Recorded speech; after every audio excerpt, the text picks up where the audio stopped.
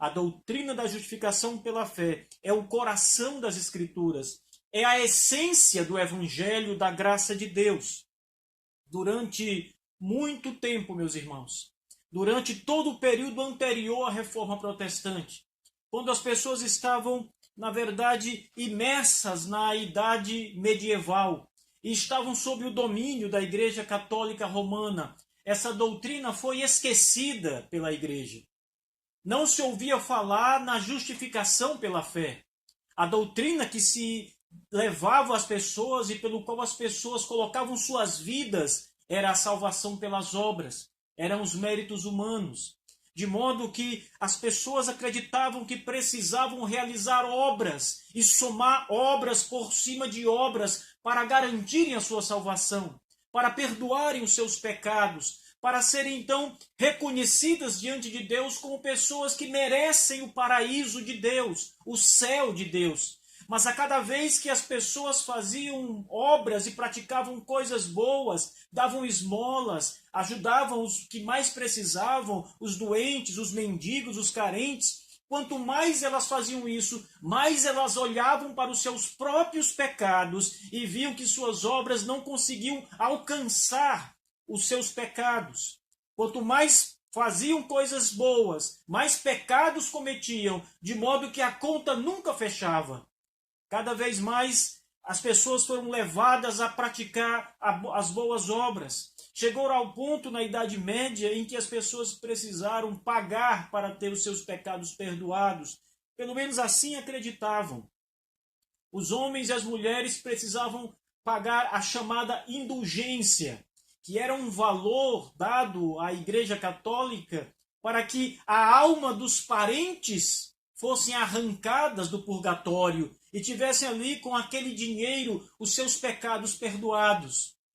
Um dos cardeais católicos, chamado Tetzel, ele disse que toda vez que uma moeda cai no gasofilácio, o tinitar da moeda, o barulho da moeda no cofre da igreja, era uma alma que era arrancada do purgatório e levada para o céu.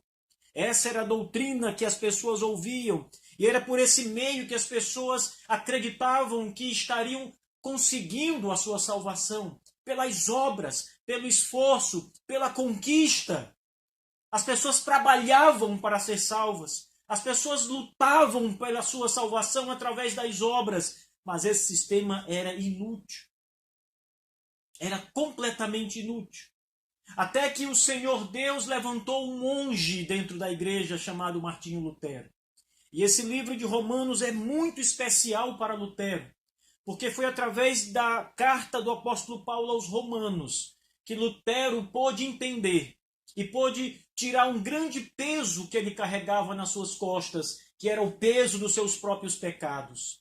Lutero, como um bom católico, acreditava piamente e seguia piamente os costumes e as orientações da Igreja Católica, do Papa, e praticava boas obras, fazia penitências diárias.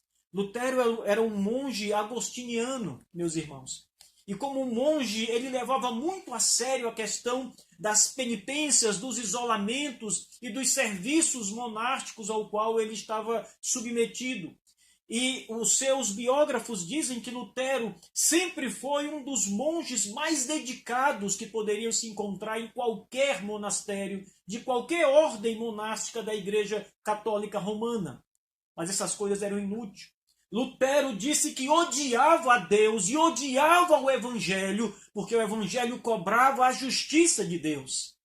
E ele olhava para si mesmo e via os seus pecados. Ele não sabia como escapar da justiça de Deus, porque por mais que ele se trancasse no seu monastério, por mais que ele se ajoelhasse, por mais que ele orasse, por mais que ele trabalhasse, que ele praticasse a caridade, ele não conseguia parar de pecar.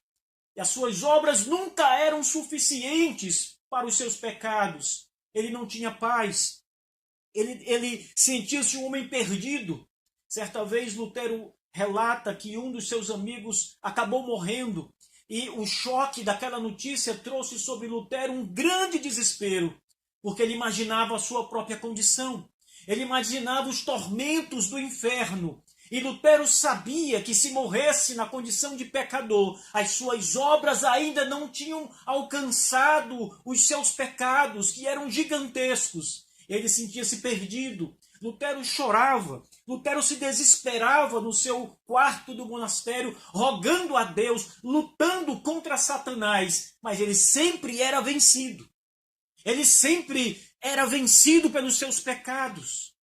Certa vez, Lutero, visitando as relíquias da Igreja Católica Romana, subindo uma escadaria da igreja ajoelhado, ele escuta as pessoas clamando ao seu lado, levando dinheiro, pagando indulgências, recebendo certificados, garantindo que os seus parentes estavam agora salvos, porque o dinheiro que foi dado era suficiente.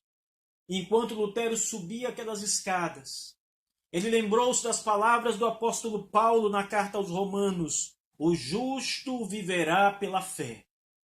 O justo viverá pela fé. É pela fé que o justo vive.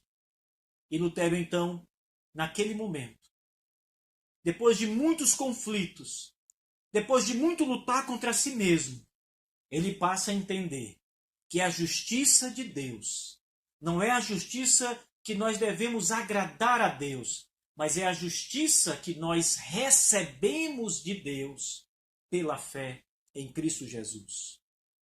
Essa doutrina da justificação pela fé, essa doutrina que é o coração da igreja, é o coração da reforma, é a doutrina mais importante da reforma protestante, é a doutrina que demoliu o papado inteiro.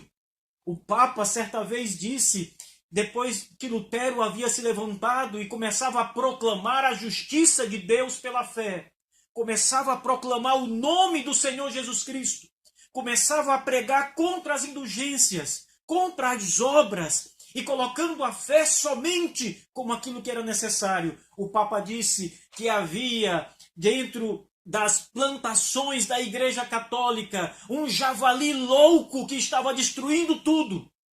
Lutero, meus irmãos, foi o homem que Deus levantou para demolir todo um sistema que levou milhões e milhões de pessoas ao inferno. A segurança nas próprias obras. Entender que fazer coisas boas era suficiente para ser salvo. Entender que praticar o bem, acreditar que dar esmolas, comprar remédio aos doentes, levar comida para as pessoas, fazer qualquer que seja boa obra era suficiente para garantir um lugar no céu. Lutero foi o homem que Deus levantou para dizer: basta esse engano, basta esse pecado, olhem para Cristo Jesus, creiam nele. A salvação é pela fé somente. É pela fé somente. Não havia nenhuma condição, meus irmãos. Nós vimos ontem na carta de Paulo aos Efésios, no capítulo 2, vós estáis mortos em delitos e pecados, de modo que não havia condição alguma do homem agradar a Deus, senão unicamente tendo paz com Deus, por meio de Jesus Cristo, o Senhor, pela fé somente.